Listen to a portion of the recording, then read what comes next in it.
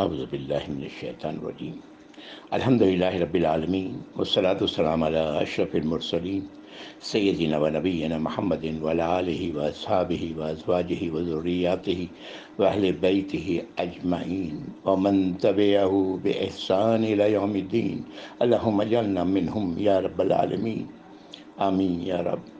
اعوذ باللہ من الشیطان الرجیم رب اشرح لی صدری ویسر لی امری واحلل عقدۃ من لسانی یفقہوا قولی آمین یا رب۔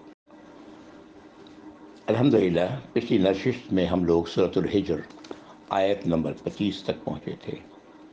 آج انشاءاللہ آگے بڑھیں گے۔ سورۃ الحجر 14ویں پارے کی صورت۔ اس صورت کی کل آیات 99 ہیں، 99، 100 میں ایک کم، چھوٹی چھوٹی آیات ہیں۔ آیت نمبر 24 اور 25 میں اللہ تعالیٰ فرما رہے ہیں، آیت نمبر 24 میں، کہ ہم تو جانتے ہیں کہ کون ہے تم لوگوں میں سے جو آگے بڑھنے والا ہے اور کون ہے تم لوگوں میں سے جو پیچھے رہنے والا ہے۔ یعنی انسانوں میں اللہ رب العزت اس وقت نبی کریم صلی اللہ علیہ وسلم کو مخاطب کر کے یہ آیات نازل فرما رہے ہیں نا، اس وقت کے حالات کی بات کی جا رہی ہے، اور یہ اسی وقت کی بات نہیں ہے۔ اللہ تعالیٰ تو قیامت تک جو کچھ ہونے والا ہے ان سب کا مکمل علم رکھتے ہیں۔ تو اللہ تعالیٰ کی یہ بات کہ اللہ کو خوب معلوم ہے کہ کون ہے جو اللہ کی ہدایات پر آگے بڑھنے والا ہے اور کون ہے جو تاخیر کرنے والا ہے۔ اللہ تعالیٰ ہم لوگوں کو آگے بڑھنے والوں میں بنائے یا رب العالمین۔ اگلی آیت میں اللہ تعالیٰ آیت نمبر 25 میں ہے کہ بے شک آپ کا رب، ہمارا رب اللہ، وہ تو سب کو اکٹھا کریں گے۔ کب؟ حشر کے دن۔ بے شک وہ حکیم ہے اور علیم ہے۔ ہر کام اللہ کا حکمت کے تحت ہے، اور اللہ تعالیٰ ہر شے کی مکمل علم رکھتے ہیں۔ یہ آیت نمبر 25 تھی۔ اب آگے بڑھتے ہیں ہم لوگ۔ آیت نمبر 26 سے لے کے آیت نمبر 44 تک جو مضمون آ رہا ہے ہم لوگ اس سے واقف ہیں۔ ہاں، ہم لوگ اس مضمون کے بارے میں جان چکے ہیں۔ اگر آپ لوگوں کے ذہن میں آئے، ہمارے ذہن میں آئے، تو سورۃ البقرہ آیت نمبر 30 سے 39، 30 to 39 میں یہ مضمون گزر چکا ہے۔ پھر یہی مضمون دوبارہ سورۃ الاعراف میں آیا۔ وہاں پر آیت نمبر 11 سے لے کے غالباً 25 تک یہی مضمون تھا، اور یہ اب مضمون یہاں دوبارہ پھر سے بارہ آ رہا ہے قرآن میں۔ مضمون تو ایک ہی ہے، لیکن ہر جگہ اس مضمون کے اندر نئی چیزیں واضح ہوتی ہیں، نئی باتیں واضح ہوتی ہیں۔ قرآن کسی بات کو اگر بار بار دہرا رہا ہوتا ہے تو ہر جگہ کوئی نہ کوئی نیا پہلو سامنے آتا ہے۔ یہاں بھی آپ کچھ ایسا ہی محسوس کریں گے۔ یہ مضمون ہے آدم علیہ السلام اور ابلیس علیہ السلام کا وہ واقعہ جو آدم علیہ السلام کو سجدہ کرنے سے شروع ہوتا ہے۔ یہ مضمون ہے آدم علیہ السلام کی تخلیق کے حوالے سے شروع ہوتا ہے۔ یہ وہی مضمون ہے۔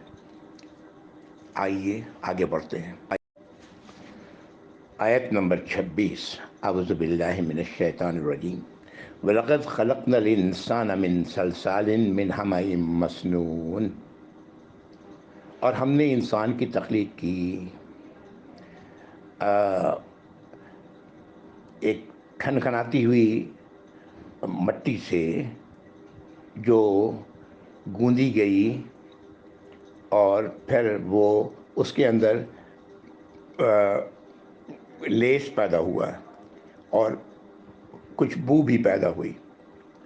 اگر مٹی کو گوندھ کر کے چھوڑ دیں تو اس کے بعد اور پانی اس میں ہو اس طرح تو وہ مٹی لیسدار ہو جاتی ہے، اور اس کے اندر ایک عجیب سی بو بھی آ جاتی ہے۔ اور پھر اس کو سکھا دیا جائے اس مٹی کو، تو وہ مٹی سوکھ کر کے ٹھیکرا بن جاتی، جیسے سخت اور کھنکھناتی ہوئی، اس کو آپ مارے آواز لگائے ٹھنڈن آواز نکلے گی۔ تو اللہ تعالیٰ فرما رہے ہیں کہ ہم نے انسان کی تخلیق کی اسی طرح۔ والجان خلقناہ من قبل من نار السموم، اور جنوں کی تخلیق ہم نے کی اس سے پہلے آگ سے، اور آگ کے شعلے سے۔ آگ کا جو وہ شعلہ جس سب سے زیادہ حرارت رکھنے والا، اس شعلے سے ہم نے جنوں کی تخلیق کی۔ یہ آیت نمبر 27۔ آیت نمبر 28۔ وَإِذْ قَالَ رَبُّكَ لِلْمَلَائِكَةِ إِنِّي خَالِقٌ بَشَرٌ مِّن صَلْصَالٍ مِّنْ حَمَإٍ مَّسْنُونٍ، اور جب کہا آپ کے رب نے صلی اللہ علیہ وسلم، جب کہا تمہارے رب نے، ہم آج پڑھ رہے ہیں یہ قرآن، جو لفظ استعمال ہوا ہے وہ لفظ تمہارا ہے، تمہارے رب نے کہا فرشتوں سے کہ بے شک میں خالق ہوں بشر، ایک انسان کا، جو وہی لفظ ہے من صلصال من حمأ مسنون، کھنکھناتی ہوئی مٹی سے، ہے نا، جو گوندی گئی، اس میں بو پیدا ہو گئی، اور اس مٹی کو سکھا کے پھر یہ انسان کی تخلیق ہم نے کی۔ تو اللہ تعالیٰ فرما رہے ہیں کہ میں خالق ہوں ایک انسان کا۔ اگلی آیت میں اللہ تعالیٰ فرماتے ہیں وَإِذَا سَوَّيْتُهُ وَنَفَخْتُ فِيهِ مِن رُوحِي فَقَعُوا لَهُ سَاجِدِينَ، جب میں اس کو درست کر لوں، اس کو برابر کر لوں جس طرح بنانا چاہتا ہوں، اور اس میں اپنی روح میں سے پھونک دوں، تو تم سب سجدے میں گر جانا۔ کس کو کہا گیا؟ تمام فرشتوں کو اللہ رب العزت فرما رہا ہے کہ ہم نے تمام فرشتوں سے یہ بات کی، تم سب سجدے میں گر جانا اس کے لیے، فقعوا لہ ساجدین، اس کے لیے سجدے میں گر جانا۔ کس کے لیے؟ آدم کے لیے علیہ السلام۔ فسجد الملائکۃ کلہم اجمعون، آیت نمبر 30۔ تو سجدہ کیا فرشتوں نے سب کے سب اکٹھے، یعنی اکٹھے سب سجدے میں گر گئے۔ جب یہ سارا واقعہ جو اس کا ذکر اوپر اللہ نے کیا کہ درست کر لوں، اس میں اپنے روح میں سے پھونک دوں، تو تم سب سجدے میں گر پڑنا، تو سبھی سجدے میں چلے گئے اکٹھے۔ آیت نمبر 31۔ الا ابلیس ابا ان یکون مع الساجدین، سوائے ابلیس کے اس نے انکار کیا کہ وہ سجدے میں جانے والوں کے ساتھ ہو، یعنی وہ سجدے میں نہیں گیا۔ یہاں پر یہ کہا کہ یہ ابلیس کہاں سے آ گیا، اس کا ذکر کہاں سے ہے، کیوں ہے؟ اللہ نے تو فرشتوں سے کہا تھا، ابلیس کی بات کہاں سے آ گئی؟ یہ حقیقت کیا ہے اس برے معاملے کی اللہ ہی بہتر جانتے ہیں۔ اب اندازہ کیا جا سکتا ہے، رائے دی جا سکتی ہے، لیکن حقیقت کیا ہے؟ ابلیس، نبی کریم صلی اللہ علیہ وسلم نے فرمایا ہے کہ اللہ تعالیٰ نے اللہ تعالیٰ نے فرشتوں کو نور سے پیدا کیا، اور جنوں کو آگ کے شعلے سے، اور انسان کو ویسے ہی جیسے اللہ نے، جس کا ذکر قرآن میں کیا ہے، یہ معلوم ہے کس طرح اللہ نے کیا۔ تو یہ انسان کی تخلیق کی بات ہو رہی ہے۔ فرشتوں کو سجدے کا حکم دیا گیا، سبوں نے سجدہ کیا، لیکن ابلیس نے سجدہ نہیں کیا، سجدہ کرنے والوں کے ساتھ نہیں رہا۔ اگلی آیت 32۔ قال یا ابلیس ما لک الا تکون مع الساجدین، اللہ تعالیٰ سوال کر رہے ہیں، اے ابلیس کیا تھا تمہارے لیے، کیا ہوا تمہیں کہ تم سجدہ کرنے والوں کے ساتھ نہ ہوئے؟ قال الم نکن لاسجد لبشر خلقتہ من صلصال من حمأ مسنون، اب ابلیس جواب دیتا ہے کہ میں نہ ہوا سجدہ کرنے والوں کے سامنے، کہ میں نہ ہوا سجدہ کرنے والا ایک بشر کو، ایک انسان کو جس کو آپ نے بنایا ہے، وہی لفظ ہے صلصال من حمأ مسنون، کھنکھناتی ہوئی مٹی جو گوندی گئی، لیسدار ہو گئی، بو ہو گیا، ایسی مٹی کو سے بنے ہوئے انسان کو میں سجدہ کرنے والا نہ ہوا، میرے لیے نہ تھا کہ میں سجدہ کروں ایسے شخص کو۔ قال فاخرج منها فإنك رجیم، اللہ تعالیٰ فرماتے ہیں نکل جا یہاں سے، اس سے نکل جا، بے شک تو دھتکارا ہوا ہے، رجیم ہے، راندہ درگاہ ہے۔ وَإِنَّ عَلَيْكَ لَعْنَةَ إِلَى يَوْمِ الدِّينِ، اور بے شک تجھ پر لعنت ہے فیصلے کے دن تک کے لیے، تو لعنت کا مستحق ہے، تجھ پر لعنت ہے۔ یہ آیت نمبر 35 تھی۔ اگلی آیت، قال ربی فانظرنی الی یوم یبعثون، ابلیس کہتا ہے میرے رب مجھے مہلت دیں اس دن تک کے لیے جب آپ اٹھائیں گے، جب لوگوں کو اٹھائیں گے، آپ دوبارہ زندہ کریں گے، اس دن تک کی مجھے مہلت دیں۔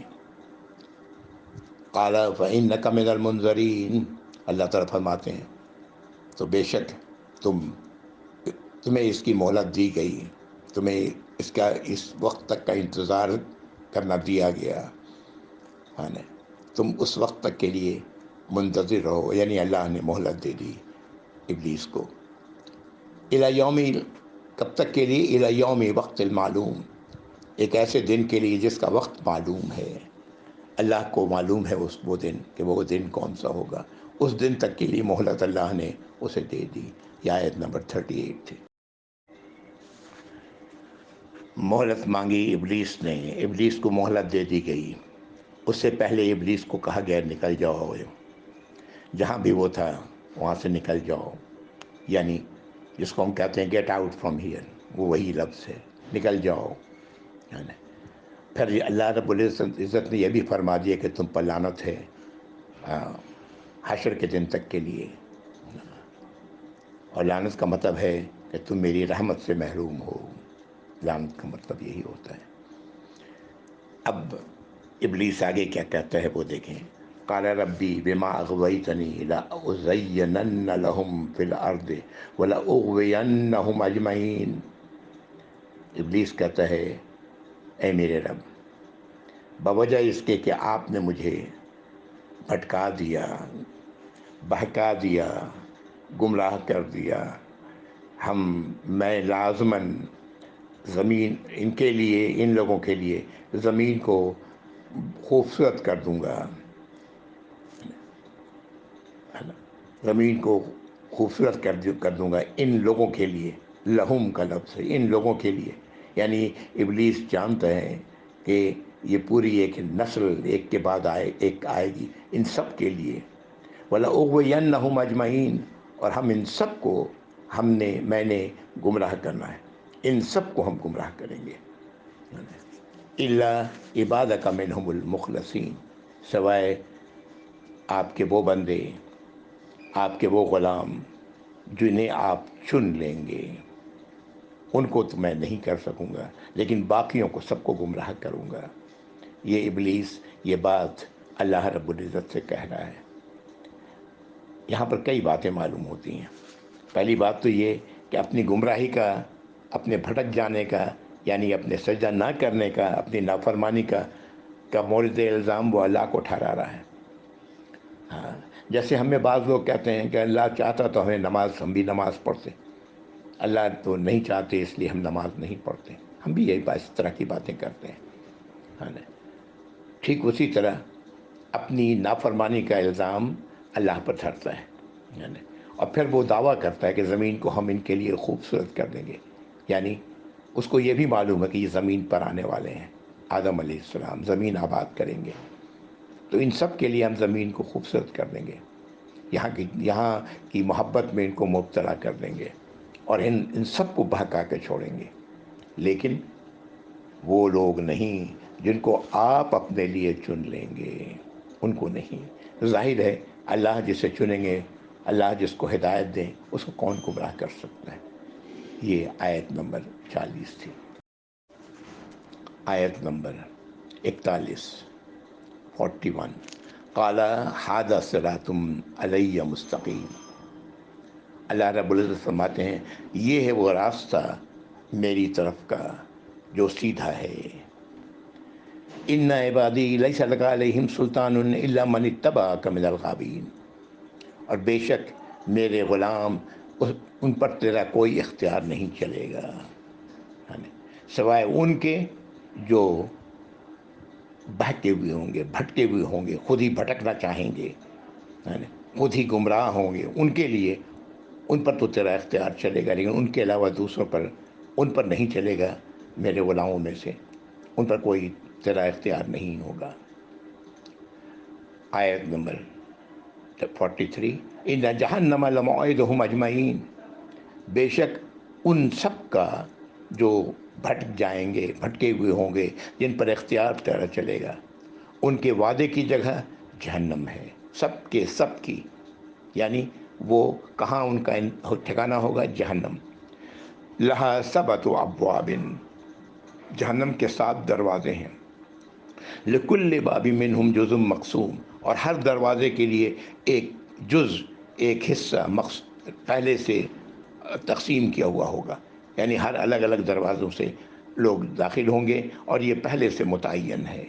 یہ آیت نمبر 44، یہاں پر آیت نمبر 44 پر یہ مضمون مکمل ہوتا ہے۔ پیچھے جو کچھ ہم لوگوں نے سورۃ البقرہ میں یا سورۃ الاعراف میں پڑھا ہے، ان سے اگر آپ کمپیئر کریں تو یہاں کچھ نئی چیزیں سامنے آتی ہیں۔ ایسا لگتا ہے کہ اللہ رب العزت نے مٹی سے انسان کو بنایا، پھر انسان کو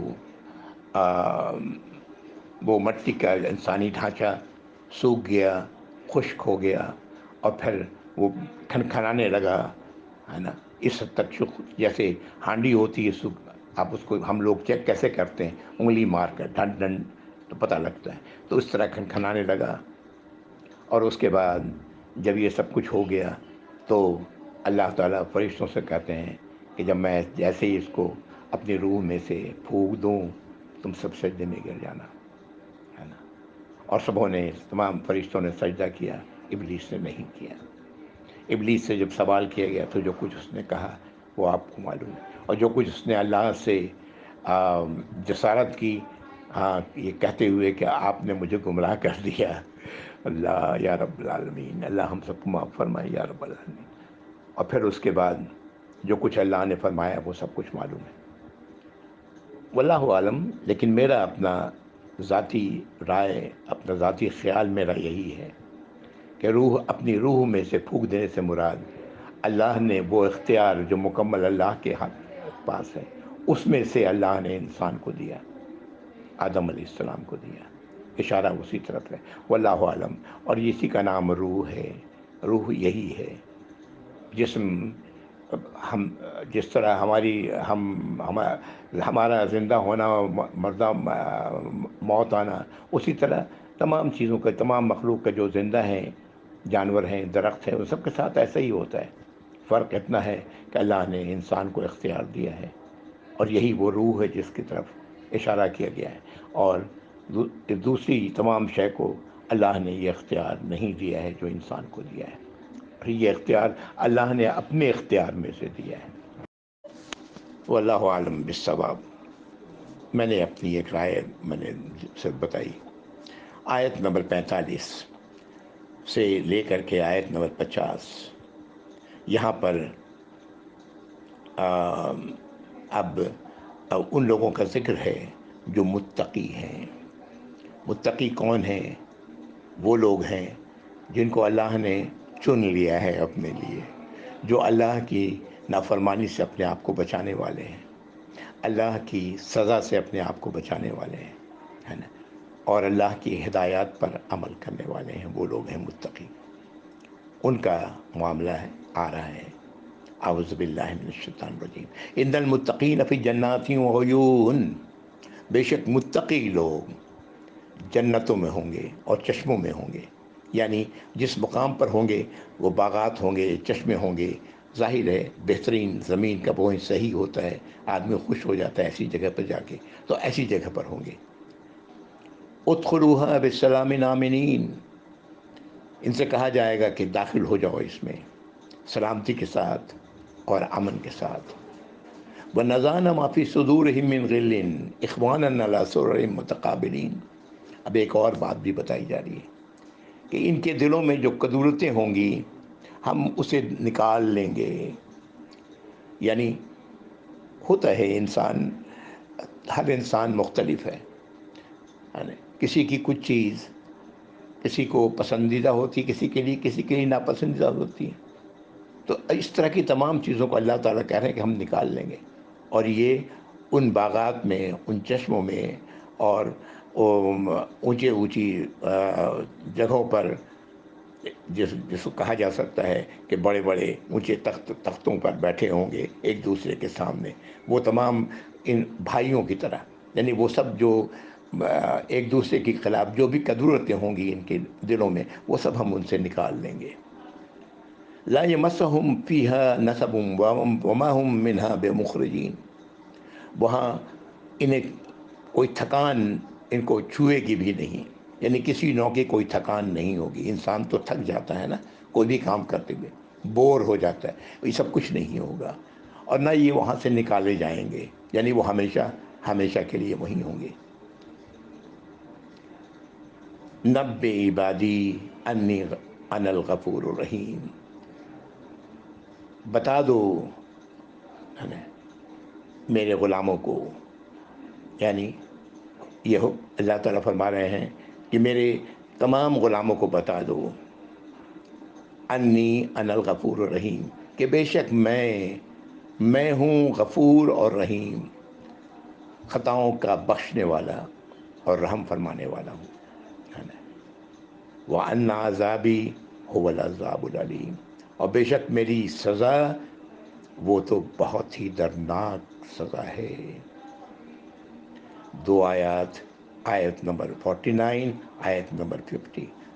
آیت نمبر 49 میں اللہ تعالیٰ فرما رہے ہیں کہ غلاموں کو معلوم ہو جائے، خبردار ان کو خبر پہنچ جائے کہ میں بہت بخشنے والا ہوں اور بہت رحم فرمانے والا ہوں. اور یہ بات بھی وہ جان لیں کہ میری سزا بہت ہی دردناک ہے. دیکھیں ایک ساتھ ہی دونوں باتیں آ رہی ہیں. یہ کس کے لیے اللہ تعالیٰ غفور اور رحیم ہے ہم لوگ اب تک اچھی طرح سمجھ چکے ہیں. ان کے لیے جو متقی ہیں، پہلی شرط، وہ لوگ جو اللہ کی کتاب پر ایمان رکھتے ہیں، غیب پر ایمان رکھتے ہیں، وہ لوگ جو نماز قائم کرتے ہیں، وہ لوگ جو اللہ کی دی ہوئی رزق میں اللہ کے بتائے ہوئے طریقے پر خرچ کرتے ہیں، وہ لوگ جو نبی کریم صلی اللہ علیہ وسلم پر جو کچھ نازل کیا گیا اور جو آپ سے پہلے رسولوں پر نازل کیا گیا ان کو تسلیم کرتے ہیں اور آخرت پر یقین رکھتے ہیں. یہ سورۃ البقرہ کی آیت نمبر 2 سے 5، آیت نمبر 2 سے 5 ہے نا. یہ ہے جب ان سے کوئی خطا سرزد ہو جاتی ہے تو اللہ سے مغفرت طلب کرتے ہیں، آئندہ نہ کرنے کا اپنے اندر عزم رکھتے ہیں. اللہ رب العزت رحیم ہے اور معاف اور غفور ہے، معاف فرما دیتے ہیں. جبکہ دوسری طرف جو ان خوبیوں والے نہیں، جن کے اندر یہ چیزیں نہیں ہیں، تو وہ جان لیں کہ اللہ کا عذاب بہت ہی دردناک ہے. اسی صورت کی آیت نمبر 7 میں وہ لوگ جو قرآنی آیات کو، قرآن کو تسلیم کرنے والے نہیں تھے، نہیں ماننے والے تھے، انکار کرنے والے تھے، ان کا رویہ نبی کریم صلی اللہ علیہ وسلم کے ساتھ تھا، وہ ہم لوگوں نے آیت نمبر 5 وغیرہ میں دیکھا بھی. اسی آیت نمبر 7 میں وہ کہتے ہیں کہ اگر یہ آپ رسول ہیں تو کیوں نہیں لے کے آتے ہمارے پاس فرشتے کو، فرشتوں کے ساتھ کیوں نہیں آتے. آیت نمبر 8 میں اللہ نے اس کا جواب دیا ہے کہ فرشتے جب آتے ہیں تو وہ فیصلے لے کے آتے ہیں، اور جب وہ فیصلہ آ جاتا ہے تو پھر کسی کو مہلت نہیں ملتی. اب یہاں پر آیت نمبر 51 سے فرشتوں کے بارے میں ذکر ہے کہ فرشتے نازل ہوتے ہیں انسانی شکل میں، اور وہ کیوں آئے اس کا ذکر ہے. آیت نمبر 51، وَنَبِّئْهُمْ عَنْ ضَيْفِ ابراہیم، اور کہا جا رہا ہے کہ ان لوگوں کو آپ خبر دیں، بتائیں ابراہیم علیہ السلام کے مہمانوں کے بارے میں، مہمان جو ابراہیم علیہ السلام کے پاس تشریف لائے. اذ دخلوا علیہ فقالوا سلاما، جب وہ آئے ان کے پاس تو انہوں نے کہا کہ سلام، سلامتی ہو تم پر.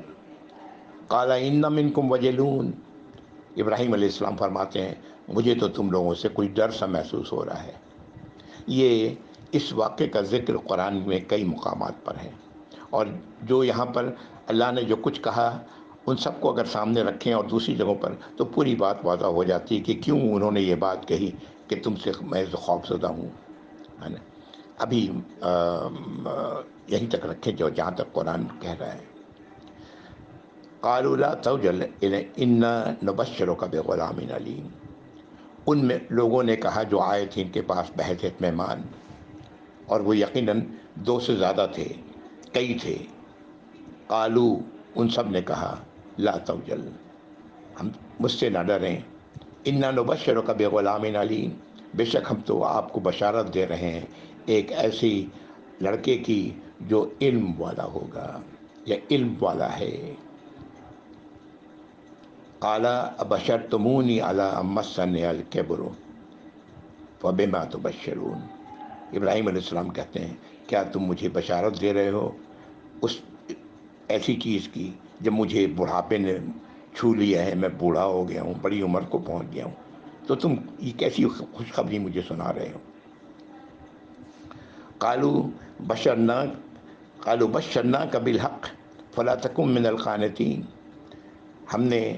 ہم لوگوں نے آپ کو بشارت دی ہے، خوشخبری دی ہے سچی، تو آپ ان لوگوں میں سے نہ ہو جائیں جو نا امید ہیں، ہونے والے ہیں۔ یعنی نا امیدی کا، اللہ تو کچھ بھی کر سکتے ہیں، اللہ سے نا امید تو نہ ہو، ایسے لوگوں میں شامل تو نہ ہو۔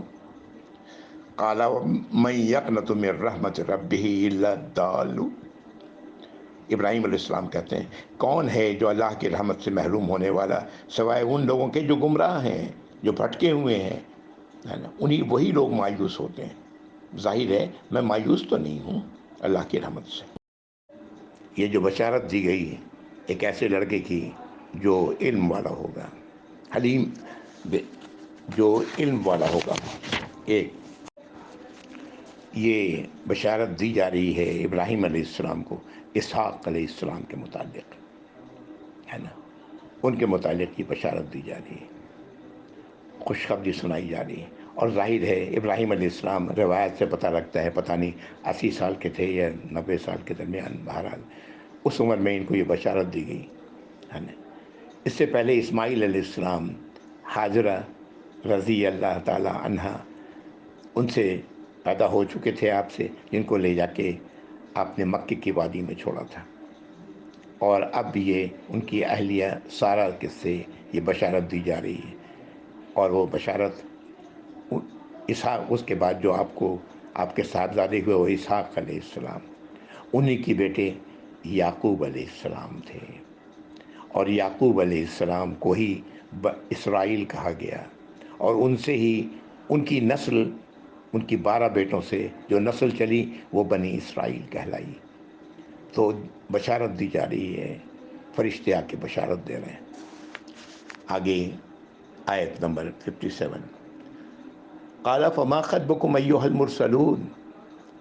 اب وہ سوال کرتے ہیں ابراہیم علیہ السلام کہ تم لوگ کیا ہے، تم لوگ کیوں آئے ہو اے فرشتہ بھیجے ہوئے لوگ؟ ابراہیم علیہ السلام کو اب تک معلوم ہو چکا کہ یہ سب فرشتے ہیں، ان کو اب پتہ لگ گیا۔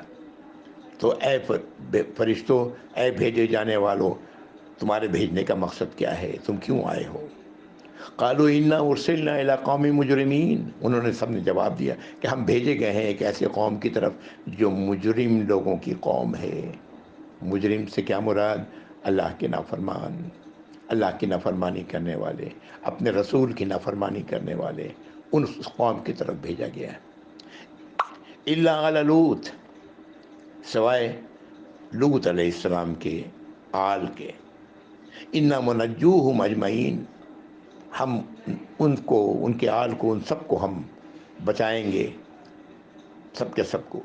الا امرأتہ قدرنا انہا لمن الغابرین، اور سوائے ان کی بیوی کے جس کے بارے میں یہ فیصلہ ہو چکا ہے کہ وہ پیچھے رہ جانے والوں میں ہوگی۔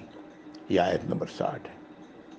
یہاں سے آیت نمبر یہ 58 سے شروع ہو رہا ہے یہ لوط علیہ السلام کا واقعہ۔ فلما جاء علی لوط المرسلون، جب یہ فرشتے پہنچے لوط علیہ السلام کے گھر والوں کے پاس، قال انکم قوم منکرون، تو انہوں نے ان کو دیکھ کے کہا کہ تم لوگ تو وہ لوگ ہو جن کو میں نہیں جانتا، یعنی اجنبی ہو جن کے بارے میں مجھے کچھ پتہ نہیں۔ قالوا بل جئناک بما كانوا فیہ یمترون، تو ان لوگوں نے وہاں کہا کہ ہم آئے ہیں آپ کے پاس اس چیز کے ساتھ جس کے بارے میں یہاں کے لوگ، آپ کی قوم، آپ کے یہاں رہنے والے وہ شک میں مبتلا ہیں، شک کر رہے ہیں، اس چیز کے ساتھ آئے ہیں۔ کس چیز سے شک کر رہے تھے وہ لوگ؟ اللہ کے عذاب سے، ہے نا۔ اور میں نے کیوں کہتے کہتے رک گیا آپ کی قوم، وجہ اس کی یہ ہے کہ لوط علیہ السلام اس قوم کے رہنے والے نہیں تھے، اس قوم کے میں سے نہیں تھے۔ جب ابراہیم علیہ السلام نے ہجرت کی، اپنے گھر والوں کو چھوڑا، تو لوط علیہ السلام بھی ان کے ساتھ نکلے۔ اللہ نے ان کو بھی رسول بنایا اور ان کو یہاں اس قوم میں ہدایت کے لیے، رہنمائی کے لیے یہاں چھوڑا گیا۔ تو جس قوم میں وہ چھوڑے گئے، وہ قوم لوط علیہ السلام کی ہدایات پر عمل کرنے کے بجائے اپنی منمانی کرنے والے تھے۔ انہی کا ذکر ہے کہ یہ لوگ جو شک کرنے ہیں جس چیز پر، اسی چیز کو لے کے آیا ہوں۔ وَآتَيْنَاكَ بِالْحَقِّ وَإِنَّا لَصَادِقُونَ، اور وہ مزید کہتے ہیں کہ اور ہم لوگ آئے ہیں آپ کے پاس سچائی کے ساتھ، اور ہم لوگ سچوں میں سے ہیں، یعنی جو بات کہہ رہے ہیں یہ بات درست ہے۔ اگلی آیت نمبر 65، فَأَسْرِ بِأَهْلِكَ بِقِطٍ مِّنَ اللَّيْلِ وَاتَّبِعْ أَدْبَارَهُمْ وَلَا يَلْتَفِتْ مِنْكُمْ أَحَدٌ وَامْضُوا حَيْثُ تُؤْمَرُونَ، اور مزید ان کو ہدایت دے رہے ہیں کہ آپ رات کے جب کچھ حصہ بچ جائے تو آپ اپنے گھر والوں کے ساتھ نکل جائیں اور آپ ان کے پیچھے پیچھے چلیں، اور آپ میں سے کوئی بھی پیچھے گھوم کر کے لوگوں کی طرف، اس قوم کی طرف ملتفت نہ ہو، اس قوم کی طرف نہ دیکھیں، اور جائیں وہاں جس کا آپ کو حکم دیا گیا ہے۔ وَقَضَيْنَا إِلَيْهِ ذَلِكَ الْأَمْرُ إِنَّ دَابِرَ هَٰؤُلَاءِ مَقْطُوعٌ مُصْبِحِينَ، اور ہم نے فیصلہ کر دیا، اللہ تعالیٰ فرماتے ہیں کہ اپنے حکم کا، کہ بے شک یہ قوم ان لوگوں کی جڑوں کو کاٹ دیا جائے گا فجر کے وقت، فجر کے وقت جب صبح ہوگی تو ان کی جڑوں کو کاٹ دیا جائے گا۔ اب شاید وقت زیادہ ہو جائے اگر میں لوط علیہ السلام کے پورے واقعے کو یہاں بیان کروں، آگے کافی آیات ہیں اس سلسلے میں، اس لیے آیت نمبر 66 پر میں رک رہا ہوں۔ انشاءاللہ اس واقعے کو مکمل، یہ واقعے کے متعلق جو آیات نازل ہوئی ہیں اس کو اگلی نشست میں مکمل کریں گے، اور پھر مزید باتیں بھی اس پر کچھ ہم ہو جائیں گی، ذرا ان پر ایک نظر بھی ڈال لیں گے، یعنی انشاءاللہ تعالی۔